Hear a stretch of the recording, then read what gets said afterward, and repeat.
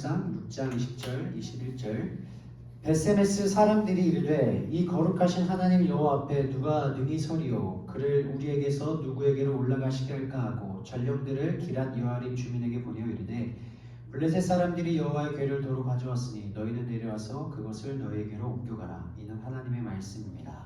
아멘. 오늘은 떠나보내지 말아요 라는 제목입니다. 사무엘상 6장은 하나님의 임재를 상징하는 언약궤가 블레셋을 빼앗겼다가 다시 이스라엘로 돌아가는 그 장면을 보여주고 있습니다. 그런데 6장 1절을 보면 이렇게 기록하고 있어요. 여호와의 궤가 블레셋 사람들의 지방에 있은 지 7달이라. 그러니까 이스라엘을 무찌르고 블레셋 사람들이 전쟁에 승리에 따른 이 승리감에 취해서 하나님의 언약궤를 가져왔는데 이 가드와 아스돗과 에그론 이 지역에서 하나님의 역사가 일어나면서 이 독한 종기로 이 블레셋 사람들을 다 쳐서 살육하는 역사들이 일어납니다. 그러자 이 블레셋 사람들이 하나님에 대해서 두려워하고 죽음의 환난을 경험하면서 이 사람들이 이 하나님의 언약궤를 돌려보내기로 다짐을 해요. 그런데 이 이스라엘 백성들의 신인 여호와 하나님을 이 사람들은 알고 있었어요. 이미 이 사람들은 이 블레셋 사람들은 이스라엘 백성들을 애굽에서 출애굽시켰던 신이 여호와 하나님이라는 걸 알고 있었음에도 불구하고 하나님에 대한 지식과 정보가 있었음에도 불구하고 살아계신 하나님의 역사가 드러났을 때 하나님 앞에 돌이키는 행동을 하지 않았어요. 우리가 믿고 있는 이 다곤신이 헛된 신이구나. 인간이 만들어낸 우상이구나. 진짜 살아계신 하나님이시구나. 이 신이 진짜로 신이구나라는 것을 경험했지만 이들은 하나님께 돌이키지 않고 언약궤를 돌려보내는 선택을 하게 됩니다. 2절을 보겠습니다. 블레셋 사람들이 제사장들과 복술자들을 불러서 이르되 우리가 여호와의 궤를 어떻게 할까? 그것을 어떻게 그 있던 곳으로 돌려보낼 것인지 우리에게 가르치라. 여기서 나오는 제사장은 하나님의 성전, 그러니까 지성소를 섬기고 하나님의 예배를 인도하던 그 제사장들이 아니라 블레셋 사람들이 만들어온 다곤 신전을 섬기던 제사장들입니다. 그리고 복술자들, 이 사람들은 초자연적인 현상들을 통찰력을 가지고 미래의 일들을 예언하는, 한마디로 주술사 같은 역할들을 했던 사람들이 이 복술자들입니다. 그래서 이 복술자들과 그리고 이 제사장들을 불러내서 이 언약궤를 어떻게 돌려보낼 수 있을까라고 물어보자 이들이 3절에 이렇게 대답합니다. 그들이 이르되 이스라엘 신의 궤를 보내려거든 거저 보내지 말고 그에게 속건제를 드려야 할지니라. 그리하면 병도 낫고 그의 손을 너희에게서 옮기지 아니하는 이유도 알리라 하니. 이스라엘의 신의 궤를 돌려보내려거든 너희는 속건제를 드려서 돌려보내라고 해요. 근데 여러분 이 속건제가 이 다곤신을 위해서 드리는 속건제가 아니라 하나님께서 이스라엘 백성들을 출애굽하시고 나는 이런 하나님이야 라고 보여주신 다음에 너희는 나한테 이렇게 예배해야 돼 라고 하면서 5가지 예배 형식을 말씀해 주세요. 뭐였죠? 번제, 소제, 속죄제, 속건제, 화목제 5가지 제사를 가르쳐 주십니다. 번제는 뭐냐면 이 흠없는 숫 양을 하나님께 드릴 때 한 번에 다 태워서 드리는 제사가 번제예요. 소제는 여러분 이 숫송아지를 살려면 돈이 비싸잖아요. 근데 가난한 사람들이 엄청 많잖아. 그러면 가난한 사람들은 이 수송아지를 사서 하나님께 예배를 드리지 못하니까 가난한 자들을 위해서 곡식으로 하나님께 예배를 드릴 수 있게 해주신 것이 바로 이 소제입니다. 곡식으로 하나님께 예배를 드리는 거예요. 이 화목제는요, 하나님과 나와의 관계 그리고 나와 이웃의 관계에 하나님의 샬롬 평화를 상징하는 그것을 기원하는 예배가 화목제입니다. 그래서 이 숫송아지를 잡아서 함께 드리면 그 다음날까지 이 화목제로 드린 이 숫송아지를 다 먹어야 돼요. 다 먹지 못하면 내가 드린 이 화목제가 의미가 없어지는 거예요. 그러면 내가 좋아하는 사람들만 불러서 이 숫송아지를 먹을 수 있는 게 아니라 나와 싸웠던 사람들, 내가 싫어하는 사람들, 나를 욕하던 사람들, 나를 비방하는 사람들까지 다 불러 모아서 같이 먹으면서 이 예배를 드려야 이게 하나님께서 온전히 받으시는 예배가 되는 이게 바로 화목제입니다. 속죄제는 하나님의 말씀을 내가 온전히 살아나지 못했을 때, 하나님의 말씀 내가 거역했을 때, 내가 죄를 지었을 때, 그리스도인답게 살아가지 못했을 때 나의 죄를 하나님 앞에 회개하는, 나의 죄를 속죄시키는 죄가, 이 제사가 속죄제입니다. 속건제는 뭐냐면 하나님의 성물이나 이웃의 물건을 내가 망가뜨렸을 때 거기에 대해서 배상하고 이것에 대해서 하나님께서 용서를 구하는 의미로 드리는 게 바로 속건제예요. 그런데 여기는 조건이 있습니다. 속건제는 제가 이 보면대를 만약에 망가뜨렸어. 그러면 이 보면대를 그대로 하나 새로 사놓고 이 보면대의 값에 5분의 1 값을 더 쳐서 줘야 돼요. 이게 속건제예요. 그런데 이 블레셋 사람들의 제사장들이 속건제를 드려라 라고 한다는 것은 이미 이 이스라엘 백성들이 섬기는 하나님을 어떻게 예배해야 되는지 이 예배 형식에 대해서 이미 알고 있었다는 겁니다. 그런데 이 블레셋 사람들이 독특한 이야기를 합니다. 너희는 속건제를 드리는데 언약궤를 보내면서 너희들에게 힘들게 했던 독한 종기 그 형상을 5개 만들어, 그리고 이 전염병을 옮기겠다고 생각하는 그 박쥐 형상을 금으로 5개를 만들어서 그 언약궤에 실어 보내라 라고 말을 합니다.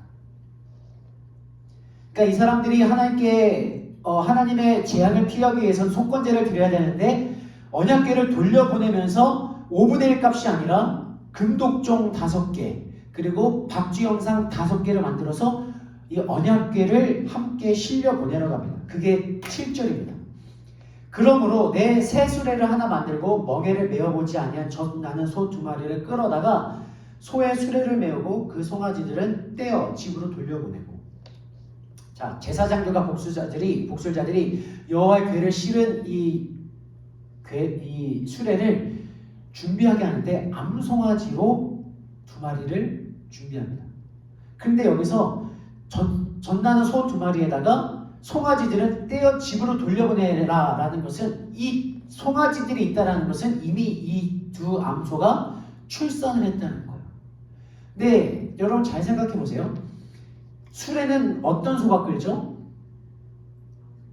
황소, 그러니까 숫소가 끌어요. 숫소가 끌어요. 근데 이 숫소가 끄는데 이 암소가 끈다는 것은 암소가 한 번도 이 멍에를 메어보지 않았기 때문에 수레를 끌어보지 않았기 때문에 일정하게 갈 수가 없어요. 그리고 이 사람들이 보내려는 그 베세메스라는 곳은 지금 블레셋 지역에서 한 그런 계곡을 넘어서 가야 되는 그 일직선으로 가기가 굉장히 어려운 지역에 있어요. 그런데 이 방금 출산한 이 암소 2마리를 멍에를 메어서 수레를 끌고 가게 하는 거예요. 그러면서 이들이 하는 말이 이 소들이 일직선으로 곧장 베세메스로 가면 하나님께서 우리에게 이러한 재앙을 내리실 거야.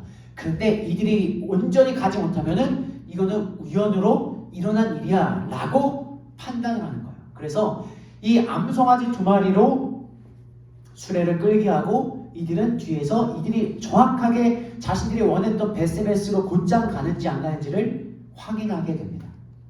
근데 여러분, 이 이스라엘 민족의 입장에서는 하나님의 언약궤를 빼앗기자마자 하나님의 영광이 우리에게서 떠나갔다 생각했고, 우리의 여호와 하나님이 이 블레셋 사람들의 다곤신에게 패배했다고 생각했고, 우리는 더 이상 희망이 없다라고 생각하고 좌절하고 있었어요. 언약궤를 언제 우리가 되찾아올 수 있을까라는 생각도 하고 있지 못했는데, 어느 날 저쪽에서부터 어떠한 수레가 오는데 그 수레가 가까이 다가오자 보니까 하나님의 언약궤가 들어있던 거예요. 얼마나 기뻤을까요? 14절, 15절입니다. 수레가 베세메스 사람 여호수아의 밭 큰 돌 있는 곳에 이르러 선지라. 무리가 그 나무를 패고 그 암소를 번제물로 여호와께 드리고 레위인은 여호와의 궤와 그 궤와 함께 있는 금봉을 담긴 상자를 내려다가 큰 돌 위에 두매 그날에 베세메스 사람들이 여호와께 번제와 다른 제사를 드리니라.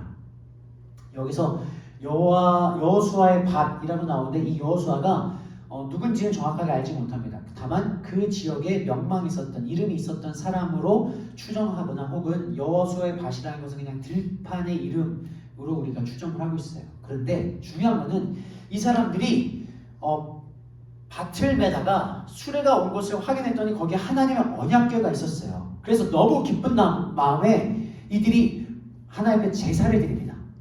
근데 여러분, 방금 제가 말씀드렸던 것처럼 하나님께 제사는 뭘로 드린다고 했죠?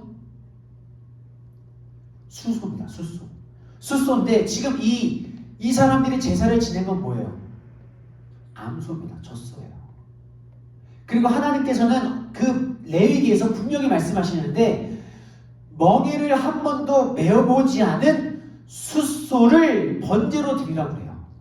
근데 이 이스라엘 백성들은 어렸을 때부터 하나님의 말씀을 들었고 레위의 법을 들었던, 하나님의 율법을 들었던 이 사람들은 하나님께서 어떻게 예배를 드려라는 그 하나님의 말씀의 규례랑 전혀 상관없이 그저 그 앞에 있는 암소 2마리로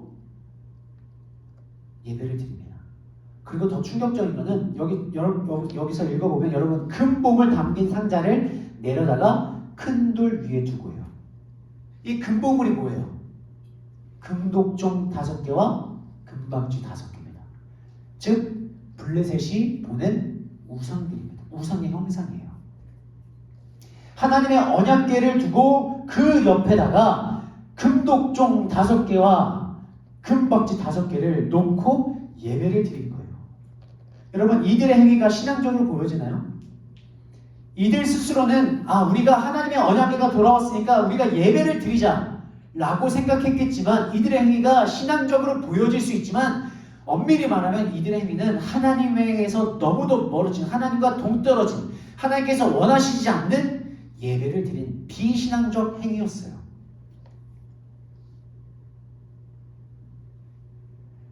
하나님께서 왜 이 멍에를 매지 않는 숫송아지를 원하셨냐면 거룩하고 구별된 것을 원하셨던 거예요. 멍에를 메었다는 것은 세상적인 일에, 세속적인 일에 사용을 했었다는 거거든요. 그래서 하나님은 정결한, 세상적으로 쓰임받지 않았던 정결한 숫소를 하나님의 예배를 드리라고 했는데 이들은 젖소를 그리고 멍에를 메고 온 그 암소를 예배로 드린 겁니다. 자, 그런데 이들의 행위는 여기서 끝나지 않습니다. 예배를 드렸어요. 그러고 나니까 이제 이 언약궤가 궁금해져요. 여러분, 언약궤가 원래 어디 있었죠? 원래 어디 있었을까요? 이 언약궤가 성막 안에, 성소 안에, 지성소에 있었습니다. 가장 깊은 곳에 있어서 하나님의 임재를 상징하는 그 지성소에 있었는데, 이 지성소에는 아무나 못 들어가요. 대제사장만 1년에 한 번씩 들어갔죠. 대속죄일날 우리 민족의 죄를 속죄하는 그날 들어가서 언약궤에서 이제 하나님께 예배를 드렸는데, 이스라엘 백성들이 언약궤가 궁금해져요. 하나님의 언약궤는 무엇이 있을까? 어떻게 생겼을까? 가 궁금해집니다. 여러분, 기억나실지 모르겠지만 언약궤에 뭐가 들어있었죠? 십계명과 아론의 쌍난 지팡이와 만나 3가지가 들어있는 이 궤의 상자예요. 그런데 이 사람들이 이것을 열어봅니다. 그게 19절이에요. 베셈에서 사람들이 여호와의 궤를 들여다보는 까닭에 그들을 치사 5만 70명을 죽이신지라. 여호와께서 백성을 쳐서 크게 살육하셨으므로 백성이 슬피 울었더라. 여러분, 지금 이 상황이 이해되세요? 예배를 드렸어요. 그리고 언약궤가 어떻게 생겼는지 뭐가 들었는지 궁금해서 열어봤는데 5만 70명의 하나님께서 쳐서 죽여버리십니다. 이 괄호가 쳐져 있는 것은 사본에 이 50만이라는 숫자가 있는 것도 있고 없는 것도 있어서 괄호로 쳐져 있지만 이때 50만 70명이 죽었든 70명이 죽었든 중요한 것은 이 사람들이 언약궤를 들여다본 까닭에 하나님께서 이들을 쳐서 살육하셨다라는 게 포인트예요. 근데 여러분, 사실 언약궤를 들여다본 것이 그렇게 중요한 문제였을까요? 하나님께서 이들을 살육하실 만큼의 문제였을까? 호기심이 있을 수 있잖아요. 궁금할 수 있잖아요. 그런데 문제는 하나님께는 뭐가 중요했냐면 민수기 4장 20절에 이미 말씀하셨어요. 성소를 들여다보지 말라. 그것을 들여다보는 자는 죽임을 당할 것이다.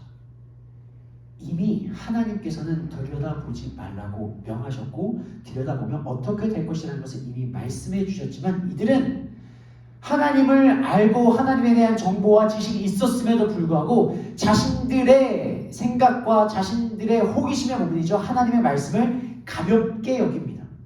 그래서 하나님께서 이들을 치시게 돼요. 그로 인해서 예수 그리스도, 그러니까 하나님의 언약궤가 돌아왔다는 기쁨의 잔치가 절망과 슬픔의 장례식으로 바뀌어버리는 사건이 이날 일어납니다. 갑자기 재앙을 당하자, 갑자기 큰 슬픔과 절망이 찾아오자 이 벳세메스 사람들이 뭐라고 말하냐면 20절과 21절입니다. 벳세메스 사람들이 이르되 이 거룩하신 하나님 여호와 앞에 누가 능히 서리요?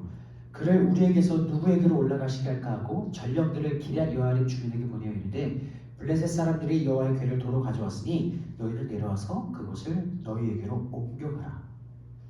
분명히 처음에는 기뻐하면서 즐거워하면서 하나님을 예배하면서 하나님께 찬양을 돌리면서 언약궤를 기뻐했지만 자기들에게 슬픔과 절망과 고통과 아픔이 오자 바로 야 이거 너희들이 가져가 라고 하면서 이 벳세메스의 북동쪽 24km 정도 떨어진 기앗 여아림 사람들에게 전령을 보내서 가져가라고 통보를 합니다. 여러분 근데 이 사무엘상 5장과 6장을 읽어보면 마치 복사해서 붙여놓은 듯한 내용이 들어와요. 민족은 다르지만 이 그들에게 주어진 상황과 그들의 반응이 똑같습니다. 5장에서 블레셋은 하나님의 언약궤와 다곤 신상들을 다 넘어뜨리고 굴복시킨 다음에 독한 종기로 그들을 치셨어요. 그러자 이 블레셋 사람들은 다곤 신이 능력의 신인 줄 알았는데 여호와 하나님께서 살아계신 하나님이구나, 하나님께서 정말 능력이 있구나 라는 것을 경험했습니다. 경험했는데 이들이 선택한 행동은 내가 이제 나의 신앙을 돌이켜서 하나님께로 돌아가야겠구나, 내가 이제 하나님을 믿어야겠구나가 아니라 이 여호와 하나님을 우리에게서 떠나보내게 하자였어요. 오늘 6장에서도 마찬가지예요. 6장에서 이스라엘 백성들은 하나님의 언약궤를 도로 찾자 그들은 기뻐했습니다. 그런데 그들의 잘못으로 인하여서 그들에게 하나님의 손이 치시자, 그들의 살육을 당하자, 절망과 고통과 슬픔이 오자 우리들의 죄가 하나님의 앞에 무엇이었는지를 하나님 앞에 회개하고 자신들의 행동을 돌이키는 것이 아니라 우리에게 힘듦과 고통과 슬픔을 준 이 언약궤를 떠나보내는 선택을 하는 거예요. 블레셋과 이스라엘 백성이 똑같은 행동을 하고 있는 겁니다. 그러면 이 사무엘상 6장을 통해서 우리에게 주신 메시지가 뭐냐 하면은 이 블레셋과 벳세메스 사람들은 이 사람들이 살아가는 방식이 우리랑 굉장히 비슷합니다. 이들은 하나님에 대한 지식과 정보를 가지고 있었고 하나님이 살아계신다는 것을 경험했지만 그들 앞에 문제가 생기고 어려움이 생기고 고난이 생기자 이 하나님의 두려움, 하나님의 능력, 하나님의 살아계심을 경험하자 이들은 하나님을 두려워했지만 하나님을 두려워하는 삶의 태도로 변화되지 않아요. 근데 우리도 마찬가지죠. 우리가 이 세상을 살아가면서 교회를 다니면서 수련회를 다니고 기도를 하고 예배를 드릴 때 우리가 하나님의 임재를 경험합니다. 우리가 하나님의 기도했을 때 응답이 되어지고 하나님의 살아계심을 경험을 해요. 그런데 이 경험하는 것이 우리들의 삶의 변화로, 태도의 변화로 이어지지 않아요. 하나님을 경험했지만 내가 이 세상에서 돈을 쓰는 습관은 달라지지 않습니다. 하나님을 경험했지만 하나님이 살아계신다는 것을 우리가 경험했지만 내가 이 세상을 살아가는 방향성은 달라지지 않아요. 내가 하나님이 정말 이 세상 가운데 이 세상을 창조하시고 하나님께서 이 세상을 인도해 가시는구나를 내가 경험했지만 그 경험이 나의 삶의 태도의 변화로 이어지지 않습니다. 지금은 좀 바빠, 지금은 좀 어려워, 사는 사람들 다 그렇게 살아요. 나는 그 타협을 하면서 하나님을 조금씩 멀리 떠나보냅니다. 하나님 나도 알아요. 그런데 지금은 아니에요. 마치 하나님이 계신 건 알겠어요. 하나님의 말씀대로 살지 않으면 하나님의 심판이 있는 것도 알겠어요. 그런데 지금 내 삶이 좀 복잡해요. 그런데 지금 하나님의 말씀이, 하나님의 요구가 하나님의 뜻대로 산다는 것이 불편해요. 나랑 맞지 않아요. 그러니까 내 삶에서 조금만 떨어져 계세요 라고 신앙의 타협을 할 때가 너무도 많아요. 물론 하나님의 뜻, 하나님을 기준으로 살아가는 거, 하나님과 동행하는 거 너무 어려워요. 왜냐하면 하나님은 우리에게 거룩하라 말씀하시는데 우리의 삶이 거룩하지 않은 거 우리가 알기 때문에 그래요. 하나님은 죄를 짓지 말라고 하시지만 우리는 너무도 쉽게, 너무도 자연스럽게 죄를 짓는 내 모습을 내가 알기 때문에 그래요. 하나님의 말씀과 기준은 어느 정도 알겠지만 그렇게 살아가기에 벅찬 내 모습을 알기 때문에 우리는 자연스럽게 하나님을 멀리 떠나보내고 싶어하는 그 마음은 너무도 이해합니다. 그런데 여러분, 우리가 여러 가지 이유로 하나님을 내 삶 가운데서 계속 떠나보내는 일들을 반복하면요, 우리들의 삶은 어느 순간 하나님의 말씀, 하나님의 기준과 전혀 상관없는 세속화된 일상을 살아갈 수밖에 없어요. 하나님의 말씀을 따르기에는 내 감정과 내 유익이 너무도 중요해질 수밖에 없습니다. 하나님의 뜻보다는 내 편안함이 중요한 결정들을 하게 되는 인생을 살아갈 수밖에 없어요. 그래서 여러분, 우리는 하나님을 떠나보내면 안 돼요. 물론 하나님을 떠나보내는 게 쉬워요. 내가 하나님을 떠나보내고 하나님을 외면하고 하나님을 모른 척하고 하나님에 대해서 눈 감아버리는 것이 훨씬 더 쉬워요. 자연스러워요. 그런데요, 우리가 그렇게 살아가다 보면 어느 순간 내 신앙이 변질되어 있고 내 신앙이 왜곡되어져 있어요. 내가 상상해낸 하나님을 믿고 있는 경우도 많아져요. 성경에 계신, 성경에 기록하신, 성경에 계시는 하나님의 모습이랑 내가 믿고 있는, 내가 상상하는, 내가 생각하는 하나님의 모습이랑 그 차이가 너무 멀어질 수밖에 없어요. 이스라엘 백성들과 블레셋 사람들은 하나님에 대한 정보와 지식이 있었어요. 그런데 자기의 마음대로 예배를 드리죠. 자기 마음대로 하나님 말씀을 왜곡시켜버려요. 그렇게 행동을 합니다. 그래서 여러분, 우리는 불편하더라도 하나님을 가까이 하려고 노력해야 돼요. 하나님을 가까이 한다는 것은 불편할 수밖에 없어요. 왜냐하면 하나님께서 우리에게 말씀하시는 방향성은 자꾸 낮아지라고 하는데 우리들의 본성은 높아지고 싶어요. 하나님은 자꾸 나를 비워서 나를 낮춰서 남을 섬기라고 하는데 나는 자꾸 나를 채워서 다른 사람들이 나를 인정해주고 내가 유명해지고 내가 사랑받길 원하는 인간의 본성이 어쩔 수가 없어요.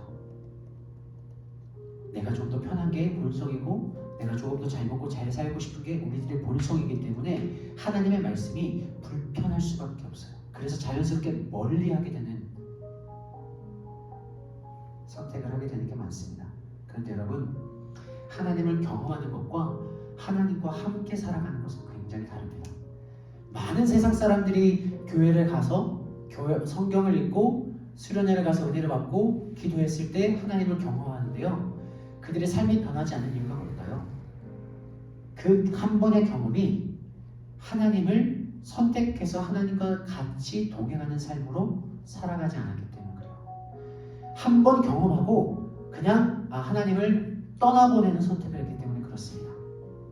그래서 저는 여러분이 하나님을 떠나보내지 않았으면 좋겠어요. 감정이 격해져서 하나님께서 정말 살아계시구나 라는 것을 느꼈을 때나 내 마음이 정말 차가워져서 하나님이 정말 살아계시나? 하나님 정말 계시나? 라는 것을 의심될 때라도 하나님과 가까이 했으면 좋겠어요. 내가 성공해서 내가 더 이상 바랄 게 없을 때에도 반대로 내가 실패해서 내 인생이 더 이상 무의미해지고 무가치하게 느껴질 때라도 하나님을 의지적으로 가까이 했으면 좋겠습니다. 하나님을 떠나보내지 않았으면 좋겠어요. 그래야지만 그리스도인으로 살아갈 수가 있어요. 그리스도인으로 살아간다는 건 여러분,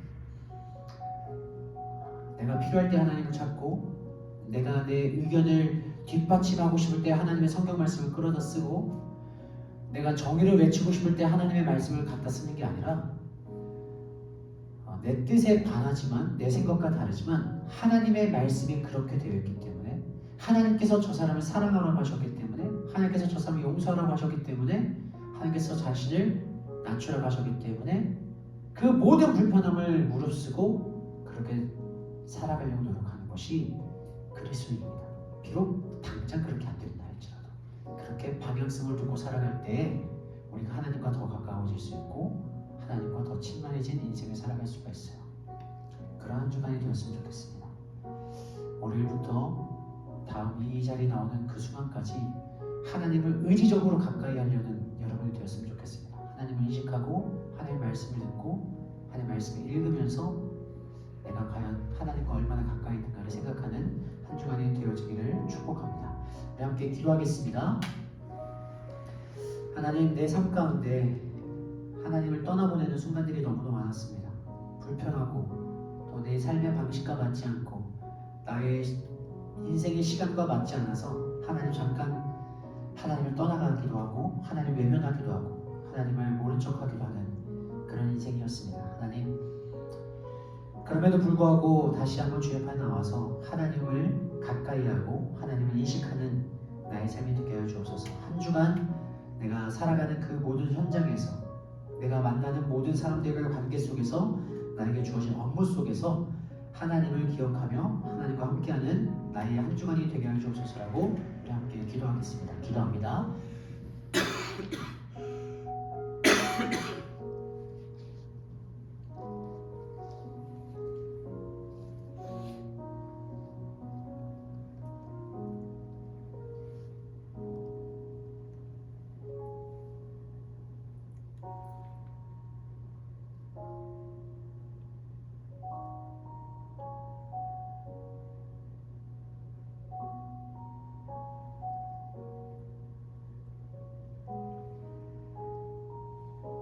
하나님 아버지, 감사합니다. 하나님, 세상을 살다 보면 정말 하나님의 도움이 필요하지 않는 것처럼 느껴질 때도 있습니다. 세상이 돌아가는 현상을 보면 하나님의 능력이 하나도 보여지지 않고 느껴지지 않는 것도 많습니다. 나에게 어려움과 상처가 갑자기 찾아왔을 때 내 삶의 잘못을, 내 인생을 돌이키며 하나님 앞에 회개하며 하나님 앞에 도움을 구하기보다 하나님을 떠나보내며 세상적인 도움을 구한 적도 많습니다. 하나님, 우리가 하나님을 떠나보내지 않는 인생이 되게 하여 주옵소서. 어떠한 삶을 살아가든지 어떠한 상황을 마주치든지 하나님을 붙잡음으로 말미암아 우리가 이 세상을 살아갈 수 있는 힘을, 이 세상에서 버틸 수 있는 힘을, 이 세상에서 용서할 수 있는 힘을, 이 세상에서 참아줄 수 있는 힘을 허락하여 주시옵소서. 내 힘으로 할 수 없습니다. 여전히 연약하고 넘어집니다. 지금 이렇게 다짐하고 고백하지만 저 문을 열고 나간 순간부터 바로 하나님을 외면해버리는 그런 연약한 인생들이오니 하나님, 우리에게 은혜를, 정말 차고 넘치는 은혜를 허락하여 주옵소서.